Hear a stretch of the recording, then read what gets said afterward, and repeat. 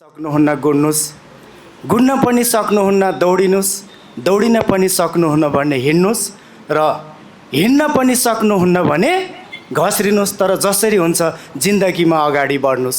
चर्चित motivational speaker Martin Luther King जुनियरको यो अत्यन्तै सुप्रसिद्ध भनाइबाट म र हाम्रो इन्टायर टिमको तर्फबाट यहाँहरू सबैलाई एकचोटि पुनः हार्दिक स्वागत गर्न चाहन्छु। जुन एउटा महान उद्देश्यका साथ यो हलमा उपस्थित भइराख्नुभएका मैले मान्नुपर्ने माया गर्ने सम्पूर्ण आदरणीय तथा प्रिय दिदीबहिनी तथा दाजुभाइहरू, यहाँहरू सबैलाई हाम्रो इन्टायर टिमको तर्फबाट र मेरो तर्फबाट हृदयभरिको नमन अर्पण गर्न चाहन्छु। यहाँहरू सबैलाई म उच्च सम्मान व्यक्त गर्न चाहन्छु र सबैलाई धेरै धेरै स्वागत पनि म गर्न चाहन्छु। सबैले एकचोटि आफ्नो सम्मानमा जोरदार क्ल्यापिङ गरौँ।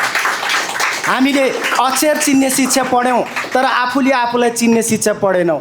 हामीले अरूलाई माया गर्ने शिक्षा पढ्यौँ तर आफूले आफूलाई माया गर्ने शिक्षा पढेनौँ। हामीले अरूलाई विश्वास र भरोसा गर्ने शिक्षा पढ्यौँ तर आफूले आफूलाई विश्वास र भरोसा गर्ने शिक्षा कहिले पनि पढेनौँ। आजको दिनबाट हामीले आफूले आफूलाई विश्वास गर्नेछौँ, आफूले आफूलाई भरोसा गर्नेछौँ, आफूले आफूलाई माया गर्नेछौँ। तपाईँले आफूले आफूलाई नै माया गर्नु भएन भने अरू कसले माया गर्छ? तपाईँले आफूले आफूलाई नै विश्वास गर्नु भएन भने यो दुनियाँमा तपाईँलाई कसले विश्वास गर्छ? आफूले आफूलाई नै पहिला चिनेनौँ भने अरू कसले हामीलाई चिन्छ? त्यसकारण आफूले आफूलाई विश्वास गर्छौँ, आफूले आफूलाई सम्मान गर्छौँ, आफूले आफूलाई इज्जत दिन्छौँ, आफूले आफूलाई भरोसा गर्छौँ, आफूले आफूलाई विश्वास गऱ्यौँ र आफूले आफूलाई आत्मा भरोसा गऱ्यौँ भने यो दुनियाँमा तपाईँलाई एउटा सफल, एउटा अब्बल मान्छे हुनबाट संसारको कुनै पनि तागतले रोक्न सक्दैन भन्ने कुराहरू म तपाईँहरूको बिचमा निवेदन गर्न चाहन्छु। र यो क्षमता यहाँहरूलाई प्राप्त भएको छ भन्ने कुरा पनि हामीले विश्वास लिएका छौँ, त्यो आशा पनि मैले लिएको छु। हामी आमाको गर्भबाट यो धरतीमा पहिलोचोटि पाइला टेक्दै गर्दा जब त्यो बेलामा हाम्रो श्वास हुन्छ तर अरू केही पनि हुँदैन। आजको जस्तो नाम दाम पद प्रतिष्ठा हाम्रो केही पनि हुँदैन। र जब हामी यो शरीर छोड्छौँ अथवा हाम्रो मृत्युवरण हामी गर्छौँ त्यो बेलामा पनि हाम्रो एक चिज हुन्छ। त्यो चिज के हो? हाम्रो श्वास हुँदैन तर हाम्रो नाम हुन्छ अथवा हामीले गरेका कर्महरू चाहिँ सधैँभरि रहिरहन्छ। यो बिचको यात्रा नै हाम्रो जिन्दगी हो। यो जिन्दगीमा पहिलोचोटि हामी आमाको गर्भबाट यो धरतीमा पाइला टेक्दै गर्दा तपाईँको कुनै नाम नहुँदा, तपाईँको कुनै आजको जस्तो पद प्रतिष्ठा नहुँदा, जात धर्म केही पनि नहुँदा पनि एकजना मान्छेले तपाईँलाई भन्नुभएको थियो you are my hero, you are my heroine. कसले भन्नुभएको थियो त्यो? हजुरको आमाले, तपाईँको जन्म दिने आमाले, मेरी आमाले यही भन्नुभएको थियो, मेरो छोरो हुर्किन्छ, मेरो छोरी हुर्किन्छ, त्यसपछि मेरा सारा दुःखका दर्दहरू, मेरा सारा दुःखका दिनहरू नष्ट भएर जानेछन्। हामीले यही नै हाम्रो आमाले हामीप्रति अपेक्षा राख्नुभएको थियो। तर त्यो बिना शर्त पाएको हिरो, त्यो हिरोइन जब जिन्दगीको यात्रामा अगाडि बढ्दै बढ्दै हामी जान्छौँ, पहिला घिर्सिन्छौँ, हिँड्छौँ, त्यसपछि गएर गुड्छौँ, उड्छौँ, भुल कहाँनिर गऱ्यौँ, गल्ती कहाँनिर गऱ्यौँ हामीले, अनि हाम्रा कमजोरीहरू कहाँनिर गए, सबै कुरा बिर्सिँदै गयौँ हामीले।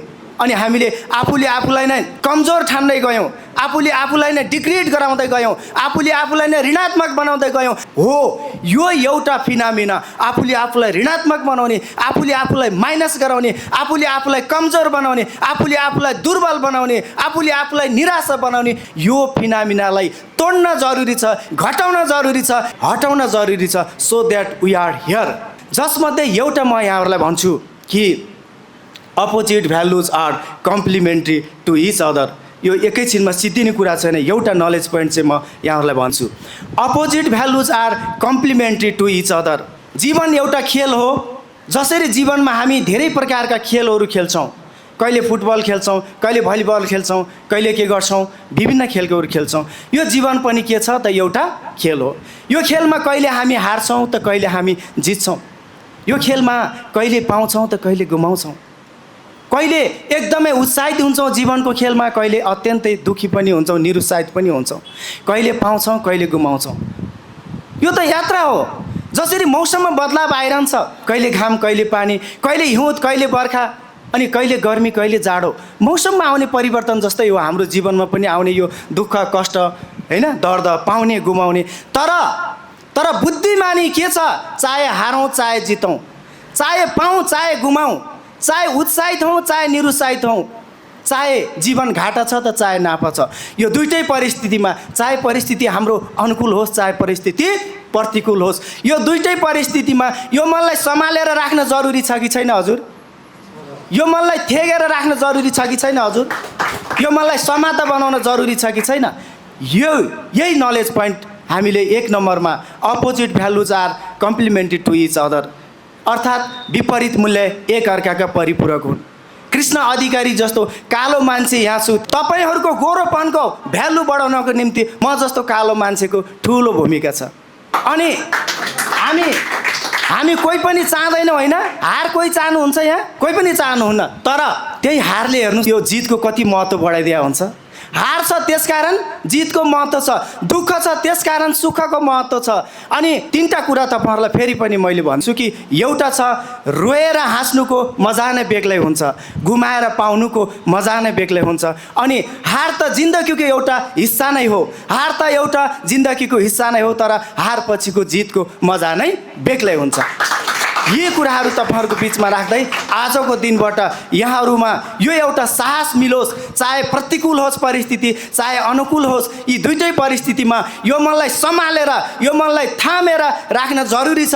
यही कुराहरू तपाईँहरूको बिचमा राख्दै पुनः एकचोटि यहाँहरू सबैको उज्जवल भविष्यको शुभकामना छ र साथसाथै यहाँहरू सबैको बाँकी पल बाँकी समय सुखद रहोस्, यहाँहरू सबैको जय होस् भन्दै आजको यो अत्यन्तै उत्कृष्ट अत्यन्तै भावमय र यो अत्यन्तै गरिमामय कार्यक्रम सम्पूर्ण रूपले यहीँ समापन भएको घोषणा गर्दै पुनः यहाँहरू सबैलाई हार्दिक बधाई दिँदै म बिदा हुन्छु र कार्यक्रम पनि यहीँ समाप्त भएको जानकारी गराउँछु। धन्यवाद, शुभ दिन।